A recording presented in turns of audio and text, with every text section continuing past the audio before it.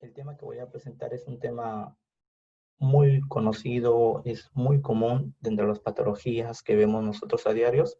Así como vimos la vez pasada o la displasia de la cadera, esta vez nos toca hablar al pie equinovaro o también conocido como pie bot.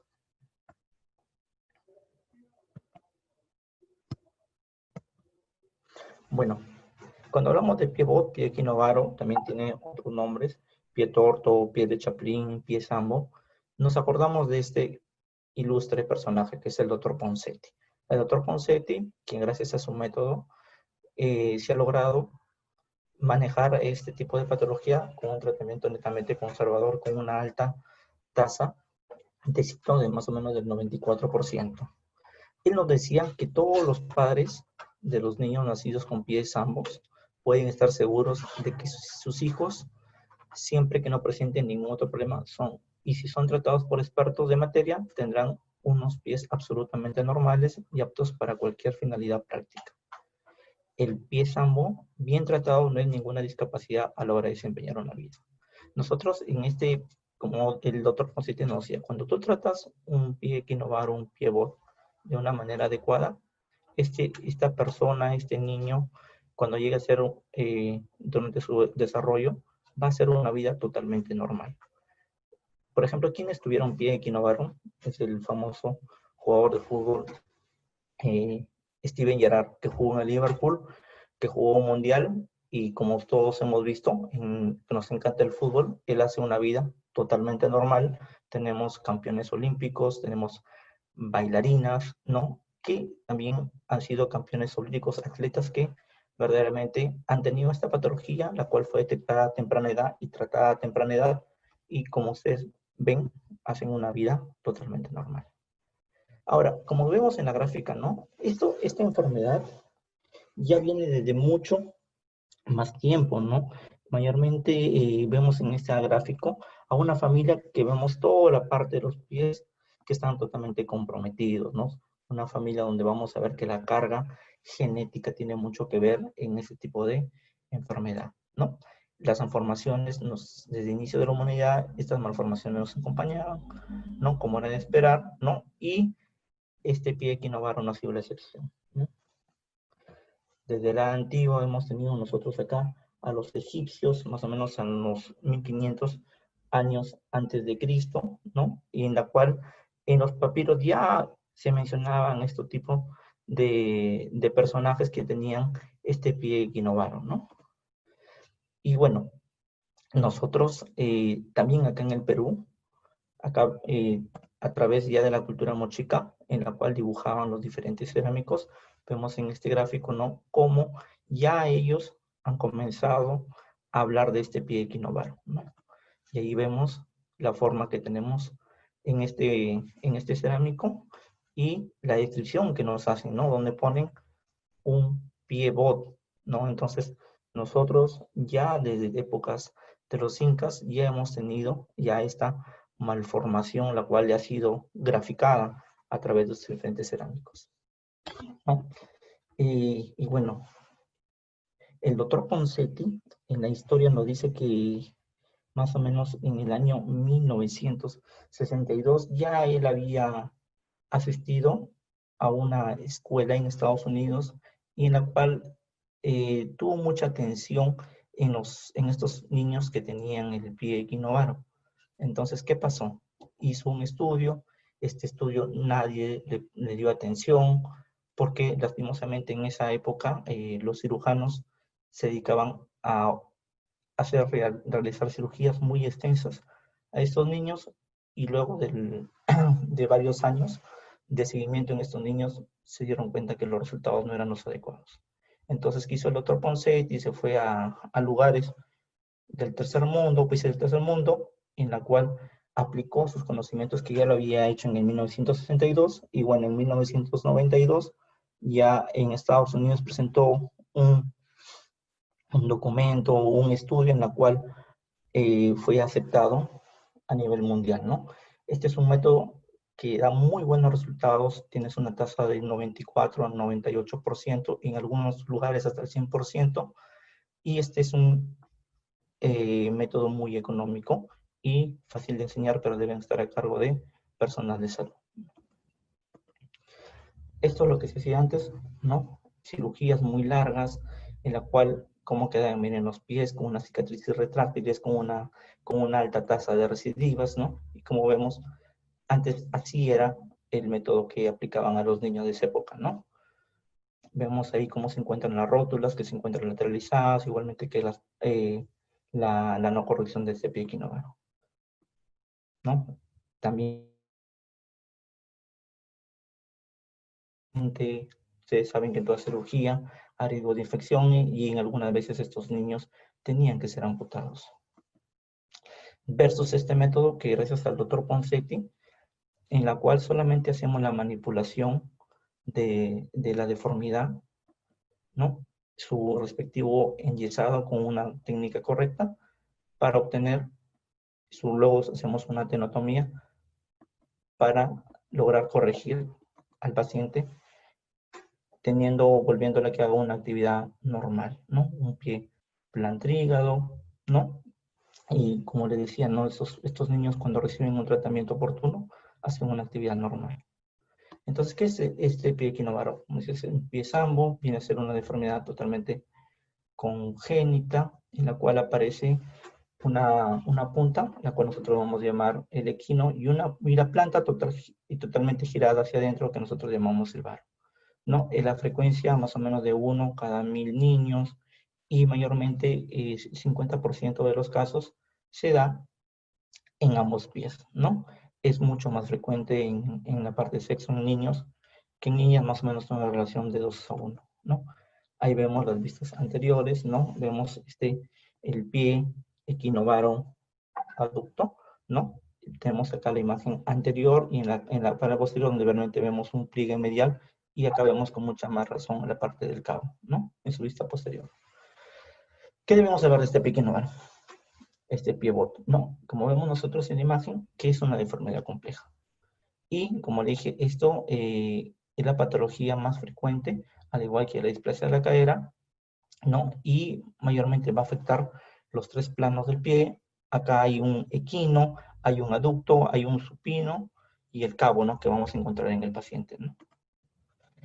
La incidencia, ¿no? Como vemos mayormente, lastimosamente, como en todo en estas enfermedades más encontramos en aquellos países del tercero subdesarrollados, ¿no? Y más o menos hay un promedio de 1 a 4 por 1000 habitantes, más preponderante en los hombres. En este estudio no da el 0.5 a 1 con respecto a las mujeres. Siempre son los casos más encontramos los pies cuando tienen un compromiso bilateral que unilateral. Como vemos, más o menos al año nosotros tenemos 200,000 pacientes nuevos, ¿no? Las cuales están distribuidos, como se dan cuenta en el gráfico, en todo el mundo, ¿no? Pero como le dije, hay más preponderancia en aquellos pacientes subdesarrollados, ¿no? Entonces, acá nosotros vamos a ver el pie bot, el compromiso mayormente vienen a ser de partes blandas, cuando hablamos de tejidos blandos, ¿no? Entonces, cuando hablamos de tejidos blandos, vamos a hablar principalmente de los tendones, ¿no? Los cuales van a estar afectados, ocasionando que estos se encuentren mucho más densos. Estos tendones también vas a encontrar bastante tipo de células y no hay un tejido laxo que en los tejidos, hay un menos tejido laxo, disculpe, que los tejidos normales, ¿no?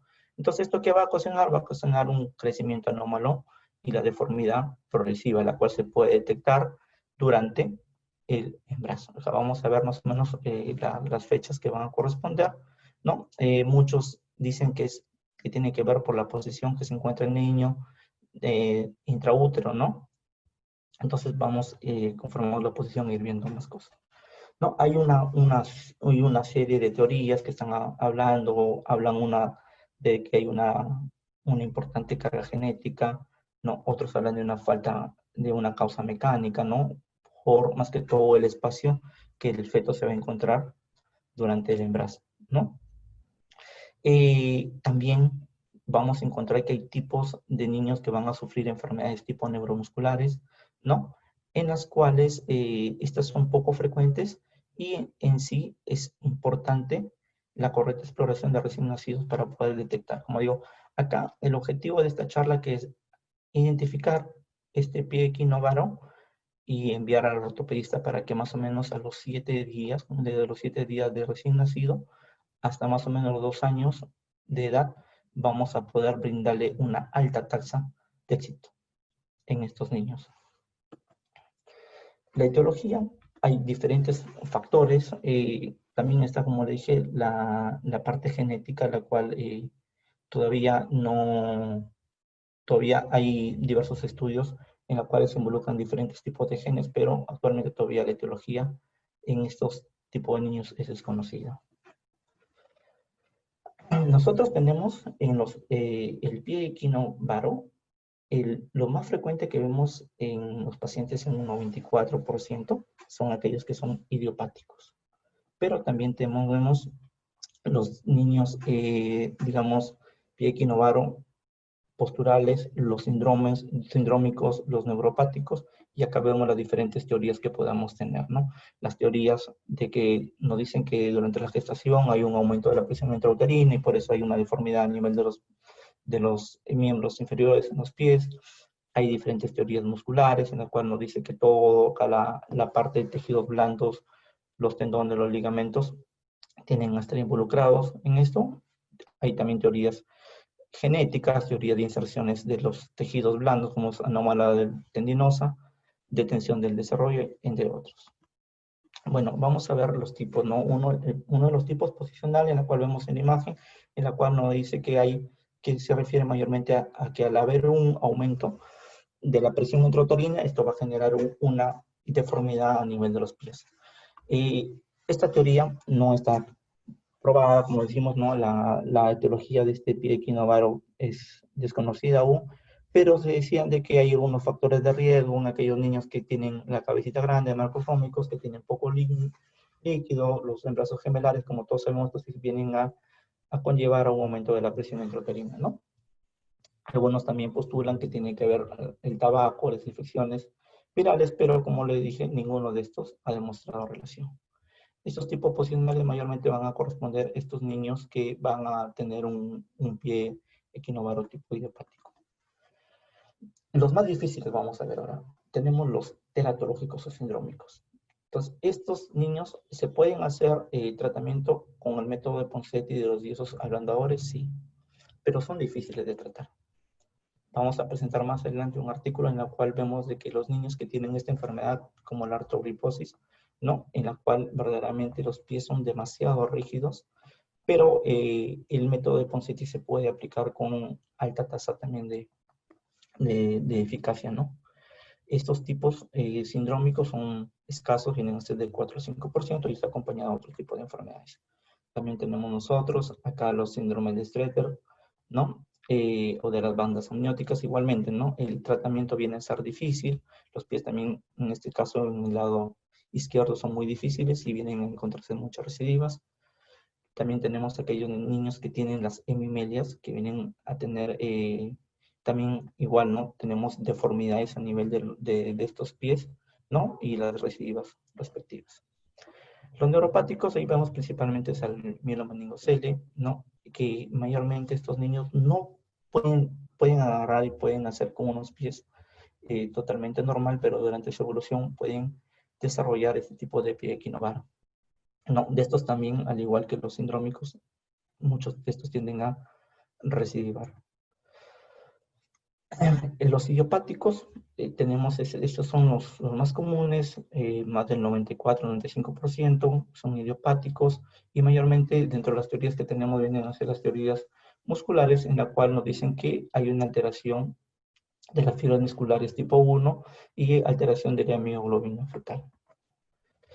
Cuando hacemos sus cortes histológicos, ¿no? En los pacientes se encontraron que los ligamentos encontraron mucha vascularidad a nivel de los ligamentos y a nivel de los tendones se encontraron que estos se encuentran demasiado duros, ¿no? Por eso es de que una de las correcciones que se hace al final viene a ser la tenotomía de Aquiles, ¿no?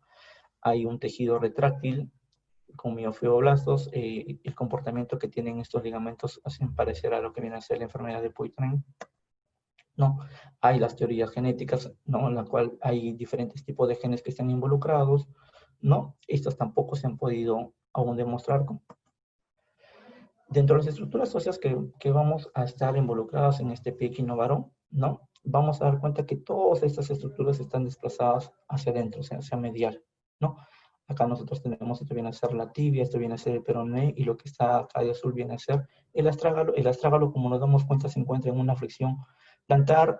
Algunos autores nos dicen de que se encuentran hipoplásicos, y esta no tiene una forma habitual, este se encuentra aplanado y totalmente acuñado. Las estructuras, como lo que encontramos acá, que se encuentran formando parte de esta articulación, como el escafoide que se encuentra de color negro, también se encuentra desplazado hacia medial. Esto va a estar, va a tener cierto contacto con lo que viene a ser el malleolo tibial, ¿no? Y esto se va a articular con lo que habíamos hablado antes, con el astrágalo. Esto también se encuentra aplanado, se encuentra acuñado, y esto hace de que tenga también este tipo de forma de este pie equinovaro. En el calcáneo, como vemos, es esta parte prominente en la cual se encuentra en varo, se encuentra en, como nos damos cuenta, en una flexión plantar, ¿no? Y nos hace, y esto va a producir lo que viene a ser la parte del el equinovaro de la parte del retropié, ¿no? El cuboides es esa estructura que se encuentra en esta zona de acá, la cual nos va a producir lo que viene a ser este borde lateral que se encuentra curvado, ¿no? Este cuboide, al compararlo en una muestra, no, pues en la imagen, con la parte mostrada con el calcáneo, esto se va a encontrar totalmente invertido, ¿no? Vamos yendo más a las estructuras de que vienen a ser del pie, los cuneiformes, los metatarsianos, los cuales van a seguir más o menos la misma predisposición de los huesos del tarso y se van a ir hacia la aducción, y este antepié se va a encontrar pronado respecto al medio y al retropié. El primer metatarsiano es el cual, acá como nosotros vemos, se va a encontrar en flexión plantar, y esto va a producir lo que viene a ser el cabo, ¿no? Las estructuras blandas es el compromiso que nosotros como traumatólogos, al conocer la fisiología, debemos saber qué es lo que debemos nosotros atacar, digamos, ¿no?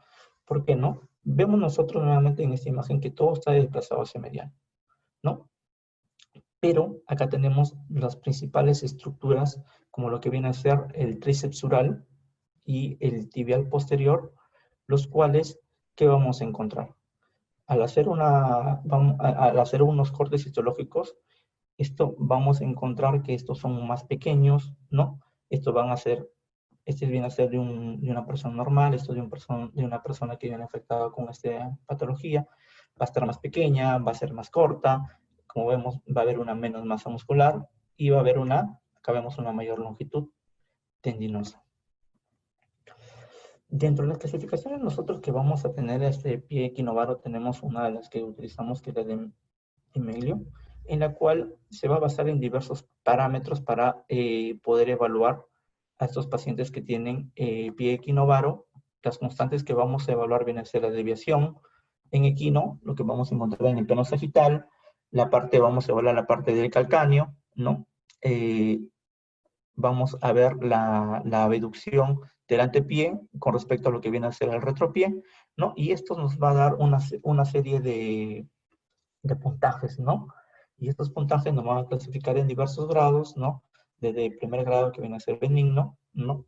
Que tiene una frecuencia del 20%, y acá tiene sus puntuaciones, ¿no? Hasta el cuarto grado, el cual es un grado muy intenso, ¿no? Y como menor mal vemos de que es el que hay menor tipo de frecuencia, ¿no? Con sus puntajes respectivos, ¿no? Acá nosotros, como vemos en los gráficos, vamos a tomar diferentes tipos de mediciones, vamos a tomar diferentes tipos de angulaciones, el cual a cada una le vamos a dar un puntaje, y al sumar estos, estos 4 parámetros con sus respectivos puntos, vamos a poder clasificarlos de acuerdo a la puntuación que vamos a encontrar. Lo otro que vamos a encontrar es la de Pirani, ¿no? La de Pirani, que nos va a evaluar, nos va a evaluar dos situaciones. Nos va a evaluar lo que viene a ser la parte del medio pie. Vamos a ver, por ejemplo, acá en este gráfico, la parte del pliegue medial, y nos va a dar diferentes tipos de score, ¿no? cuando se encuentra ya normal el puntaje de 0, cuando todavía tengo un paciente que no se encuentra corregido, nos da un puntaje de 1, y vamos, como digo, a evaluar estas gradaciones, ¿no? Tanto a nivel del medio pie como a nivel del retropié, ¿no? Encontrando sus diferentes scores. El diagnóstico, vamos a ver. El diagnóstico lo podemos encontrar ya a través de una ecografía hecha por un experto, más o menos a las 20 semanas.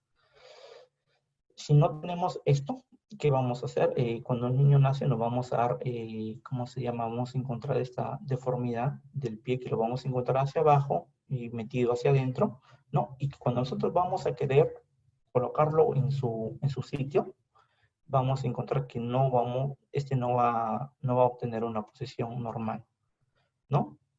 Pero también hay que tener bastante experiencia porque hay algunas otras enfermedades que nos pueden hacer confundir con esta patología. Siempre hay que tener en cuenta, ¿no? El componente genético, los antecedentes familiares representan algo muy importante, ¿no? En esta patología. Debemos también, aparte de encontrar este pie equinovaro, hacer una evaluación completa, ¿no? También la cabeza, el cuello, una exploración neurológica, ¿no? Ver cómo se encuentra la movilidad de todas las extremidades, valorar las articulaciones de manos, rodillas y caderas, ¿no? Y también acá como gráfico vemos, hay que tratar de medir la circunferencia de la pierna, donde nosotros vamos a dar cuenta. Viene a ser la pierna izquierda, viene a ser una pierna que se encuentra normal, y en el lado derecho vemos de que hay una disminución de la masa muscular, ¿no? Viene a ser un niño que tiene un pie equinovaro, ¿no? Y acá también vemos que los niños con pie equinovaro tienen un piecito un poco más corto, ¿no? A la hora ya de hacer todas las correcciones necesarias. Acá hay que, por favor, tener en cuenta que todo paciente que tiene esta enfermedad, una vez diagnosticada, debemos hacerle un descarte de displasia de cadera. Por lo menos el 50% de pacientes que tienen esta malformación está ligada a que haya un compromiso en las caderas. Por eso hay que tomar una radiografía de pelvis y von Rosen para dar un tratamiento igualmente oportuno. En los exámenes, el diagnóstico de estos niños, como sabemos nosotros, es totalmente clínico, ¿no? Al ver este paciente en las posiciones antes indicadas, la radiología no va a ser necesaria para un diagnóstico por nada, pero puede ser por fines educativos pedirlas, o de repente cuando no se ha logrado conseguir la reducción de este pie equinovaro. Cuando nosotros vamos a pedir en un niñito, un recién nacido, vamos a encontrar solamente 3 centros de dosificación, ¿no? El calcáneo, el astrágalo y el cuboide, y el escafoides recién va a aparecer a los 3, 4 años de edad. Como les decía, nosotros vamos a solicitar de repente algún tipo de radiografía, ¿no? Mayormente cuando, bueno, para fines de estudio, cuando ya hay una gran deformidad en aquellos, y mayormente en niños grandes, o cuando no puede reducir con una operación estándar. Entonces acá nosotros vemos que al tomar acá en esa imagen con un paciente en dorsiflexión, vemos que al asumir unos ejes a nivel acá del calcáneo, ¿no? Y a nivel acá del astrágalo, vemos que hay un punto de convergencia. Pero nosotros al tomar los ejes a nivel, viene a ser un niño con pie equinovaro, al tomar estos ejes a nivel del astrágalo y el calcáneo, vemos de que no hay ningún punto en común. Es más, estos se encuentran de manera paralela. Igualmente, cuando nosotros hacemos una toma de radiografía antero-posterior, ¿no? Vemos acá que también acá al hacer los ejes a nivel del calcáneo con el talo, vemos de que hay una divergencia, la cual no ocurre en los pacientes que tienen este pie equinovaro, ¿no? Es importante para este diagnóstico, como les había dicho, más o menos a las 20 semanas, pero un buen ecografista lo puede detectar a partir de las 16 semanas, ¿no? Hasta 24 semanas de gestación se puede identificar claramente, como vemos acá en las imágenes ahora que vienen a ser las tridimensionales. Entonces ustedes me podrían preguntar, pero doctor, ¿cuál es el fin de esto? ¿Usted acaso dentro de la cavidad uterina o para niños, no.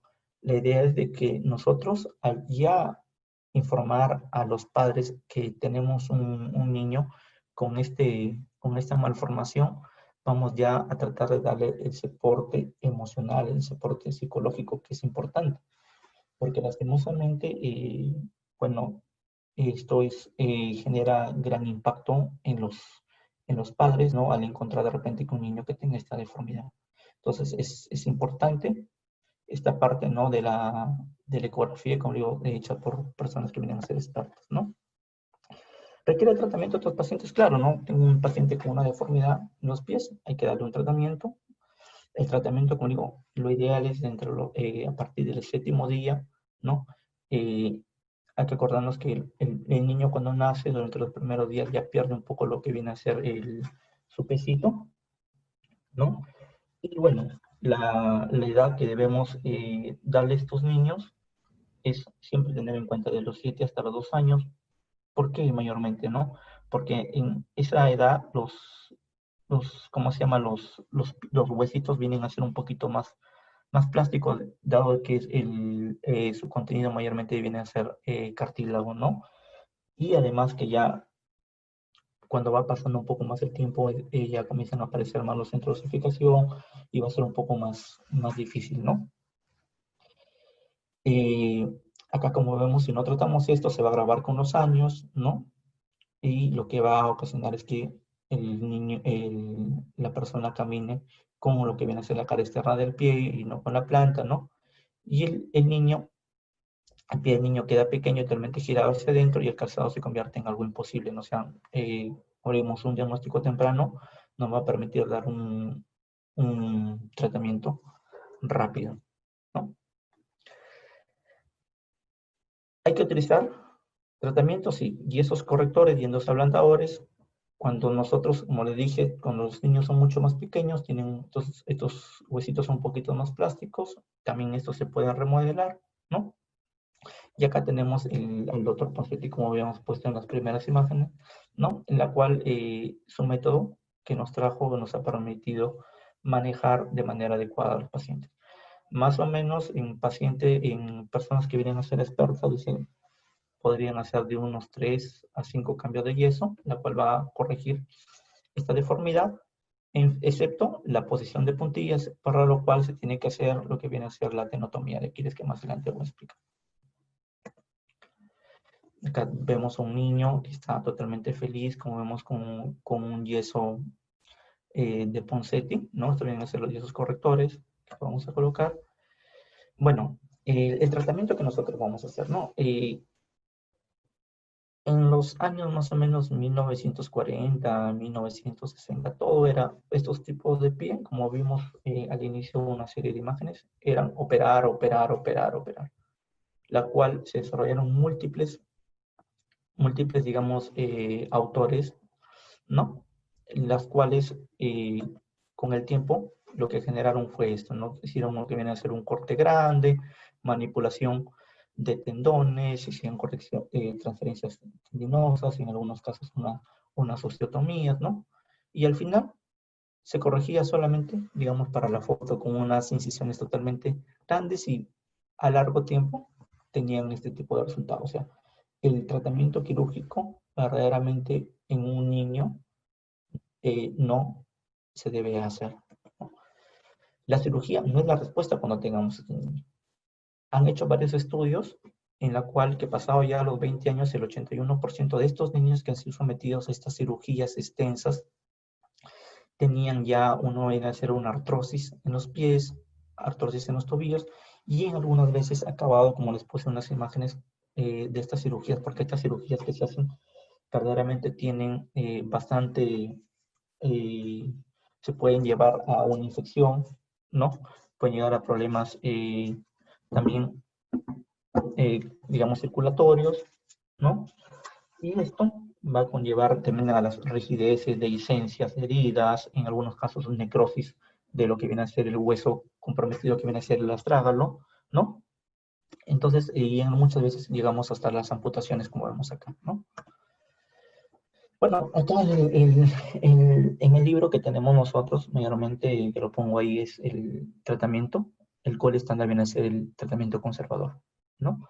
Tenemos a Ponseti como el abanderado de todo esto. Kite también su método era muy parecido al de Ponseti, pero Ponseti se encontró y nos inundó a todos con su fisiopatología, ¿no? Algo que Kite no lo tenía, ¿no? Esto vienen a ser algunos estudios que se han hecho, ¿no? En diferentes, digamos, países, encontrándose en algunos lugares una eficacia del tratamiento del 100% se logró la corrección, ¿no? Como vemos, este método, si tuviésemos un familiar o algo, ¿no? La idea es ofrecer este método para, para que podamos llegar a la corrección total, ¿no? De esa deformidad. Acá vemos los diferentes grados, como tenemos un niño, ¿no? Que tiene esta deformidad pie equinovaro, y al hacer los diferentes tipos de manipulaciones a nivel que vamos a hacer de la cabeza del astrágalo, vamos a lograr tener un pie totalmente plantillado, un pie funcional. ¿Cuál es el método del método Ponseti? Queremos nosotros encontrar un pie plantillado. Este método es menos agresivo que una cirugía que le habíamos puesto. La cicatriz va a ser bien pequeña, no va a haber un daño al cartílago articular, va a haber menos dolor, va a haber mayor movilidad y, lo más importante, la marcha y un calzado normal de un paciente. El método de Ponseti es un método específico que vamos a manipular con técnica. Hay una técnica para hacer esto, hay un método específico para enyesar. También en casos de recidivas, podemos tratar esas recidivas y a la vez prevenir alguna recidiva que sí puede haber, pero mayormente las recidivas que vamos a encontrar en este método de Ponseti son iatrogénicas mayormente, ¿no? Y ahí vemos, ¿no? Acá el objetivo nosotros, como vemos acá en este pie que se encuentra medializado, es encontrar lo que viene a ser la cabeza del astrágalo. Nosotros el truco y el objetivo es conocer esta cabeza, identificar esta cabeza del astrágalo, la cual, una vez identificarla nosotros, como vemos acá en las imágenes, ¿no?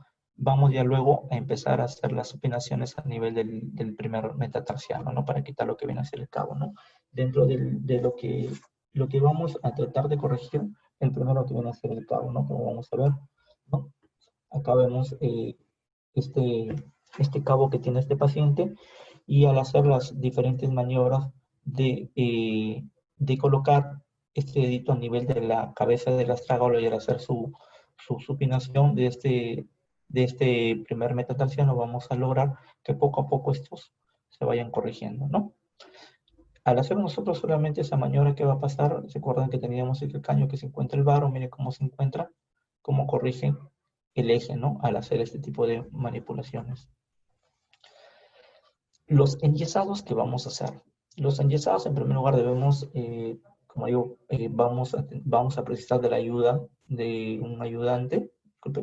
El enyesado debe ser con un algodón, el cual se debe encontrar laminado, ¿no? Debemos vigilar acá las rotaciones a nivel de acá de la tibia y a nivel del pie, ¿no? Y lo primero que vamos a hacer nosotros, la ubicación de la cabeza del metatarsiano, ¿no? Y luego vamos a dar cierta supinación al primer metatarsiano y vamos a comenzar la colocación de este algodón, ¿no? Este algodón vamos a colocar en primer lugar solamente así como una especie de una bota de yeso, ¿no? 1 centímetro por debajo de cada hueco, 1 a 1.5, ¿no? Y vamos a comenzar a pasar, ¿no? Estos yesos correctores, ¿no? Acá es importante tener la rodilla en una flexión adecuada, ¿no? Acá vemos cómo todo ese tratamiento, al empezar este yeso número 1, ¿no? De este pie equinovaro, como poco a poco vamos a ir corrigiendo el cabo, vamos a ir corrigiendo el aducto, vamos a ir corrigiendo el supino, y al final el último que vamos a corregir va a ser el equinono con la tenotomía. Nosotros denominamos un yeso campeón. ¿Cuál es el yeso campeón? Cuando nosotros vamos a tener acá una planta que se puede encontrar aplanada, ¿no? Debemos, dentro de la técnica, debemos hacer un moldeado y una transición suave a nivel de la parte de calcáneo que se encuentra en la parte de acá y en la parte también anterior del tobillo. Acá debemos, como digo, respetar lo que viene a ser el hueco popliteo, ¿no? La tibia se debe encontrar totalmente recta, ¿no? Y a 90 grados con respecto acá del muslo, y la zona de ortejos en los dedos debe ser ovalada, ¿no? O sea, los dedos se deben de encontrar en esa posición, ¿no? El tratamiento termina con los tres yesos de repente, o 7 yesos, de acuerdo a la edad del paciente, ¿no? Todos sus tejidos blandos que pueda tener, ¿no? El tratamiento se tiene que culminar con lo que viene a ser la tenotomía de Aquiles. ¿La tenotomía de Aquiles se tiene que hacer? Sí, ¿no? En casi en todos los pacientes, ¿no? Salvo que vamos a ver algún tipo de, digamos, de particularidad, ¿no? ¿Cuándo hacemos una tenotomía?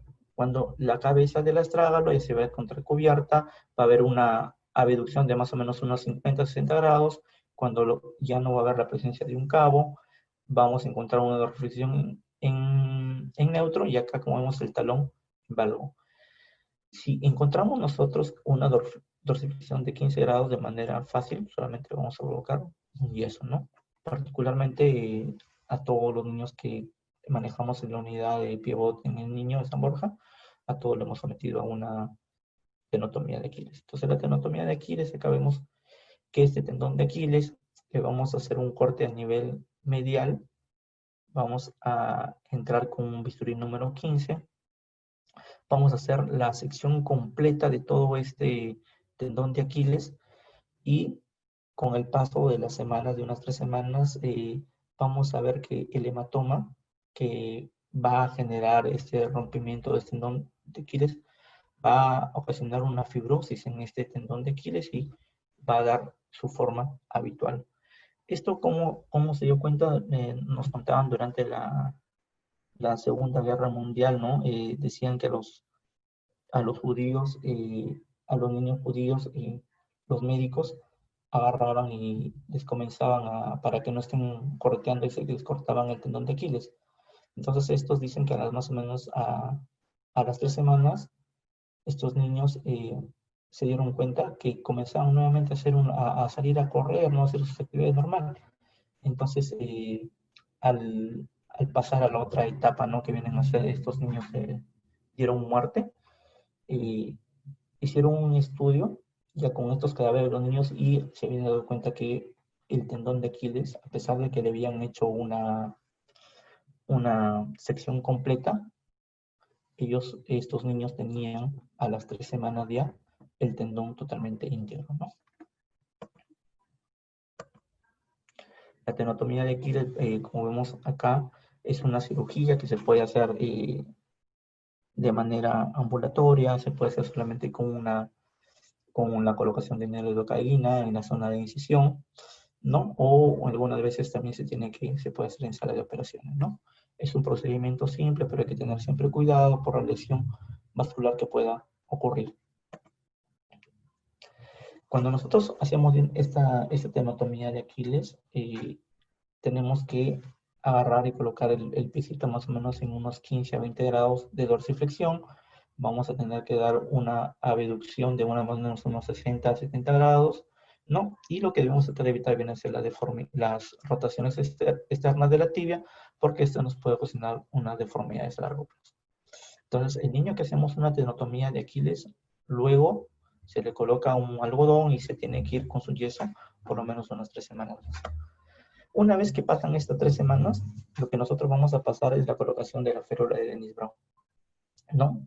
Esta férula de Dennis Brown tiene que tener algún tipo de especificación, ¿no? La cual se debe de encontrar, ¿no? Más o menos en una angulación, una dorsiflexión de más o menos unos 30 grados y una rotación externa de unos 70 grados. Eso viene a ser esta férula de Dennis Brown, la cual se debe colocar al paciente una vez que ya se le retiró el último yeso, ¿no? Por 3 semanas, cuando ya el niño empieza ya a caminar, esta férula de Dennis Brown mayormente lo vamos a colocar, ¿no? Pero es importantísimo la utilización de esta férula hasta más o menos los 4 o 5 años de edad por la noche. Hay recidiva, claro, ¿no? La principal problema que tienen estos niños, de repente, por eso les decía que es importante prácticamente convivir con los padres, ¿no? Porque si nosotros no le explicamos bien el tratamiento, tenemos una alta tasa de falla, ¿no? Porque tenemos un 80% de pacientes ¿cómo se llama?, que abandonan este método. Si abandonan, el 60% de estos pacientes van a recibir a los 2 años, antes de los 2 años, el 20% a los 3 años, el 10% a los 4 años, ¿no? Por eso es de que es importante el uso de la férula. Esta férula de Dennis Brown con las especificaciones que anteriormente le había dicho, ¿no? Y de hecho, educar bastante a los padres. Este punto es donde realmente a nivel mundial es donde está que se falla, ¿no? Donde un niño se diagnostica temprano, se hace todo este método Ponseti, pero la continuación del tratamiento es lo que está fracasando, ¿no? Habíamos hablado de los pacientes sindrómicos. Los pacientes sindrómicos se habían hecho diferentes estudios, ¿no? Principalmente en pacientes que tienen una artrogriposis y síndrome de Moebius, encontrándose de que se debe utilizar este método de Ponseti, ¿no? Es un tratamiento inicial en artrogriposis y en síndrome de Moebius, porque este es barato, no invasivo, no requiere de un médico para poderse realizar, pero sí un personal capacitado, y se debe hacer su uso para evitar cirugías extensas y complicaciones médicas que trasciendan al orden económico intrahospitalario. Ahí vemos, ¿no?, en esta imagen todo el proceso que se hace, ¿no? La identificación de la cabeza del astrágalo, lo que viene a ser el calcáneo, como poco a poco va a ir corrigiéndose con los yesos correctores o los yesos ablandadores, luego del cual vamos a hacer una tenotomía de Aquiles, y luego de esa tenotomía de Aquiles el paciente va con un yeso por 3 semanas, y después lo que viene acá a ver la férula de Dennis Brown hasta los 4 o 5 años, para que al final el paciente haga una vida totalmente normal. Acá tenemos una serie de casos, ¿no? Tenemos una niña de 7 años, que vemos acá principalmente el pliegue medial que está más marcado en el lado derecho. Al colocar solamente un yeso, mire cómo viene a corregir lo que viene a ser el pie a un inicio, ¿no? Acá luego completamos en la otra gráfica, el otro pie, como el paciente, al colocar un primer yeso, disculpe, cómo mejora de manera clínica, ¿no? Después se sigue colocando los yesos correctores, ¿no? Corrigiendo lo que viene a ser ya más el antepié, los diferentes yesos correctores que se siguen colocando, ¿no? Y hasta que vamos a hacer lo que viene a ser la tenotomía percutánea de Aquiles, ¿no? En la cual ya se coloca su último yeso corrector. Les agradezco mucho.